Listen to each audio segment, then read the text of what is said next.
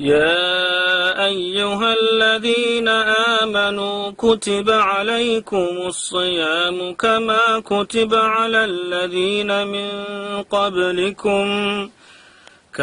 كتب على الذين من قبلكم لعلكم تتقون أياما معدودات فمن كان منكم مريضا أو على سفر فعدة من أيام أخر وعلى الذين يطيقونه فدية طعام مسكين فمن تطوع خيرا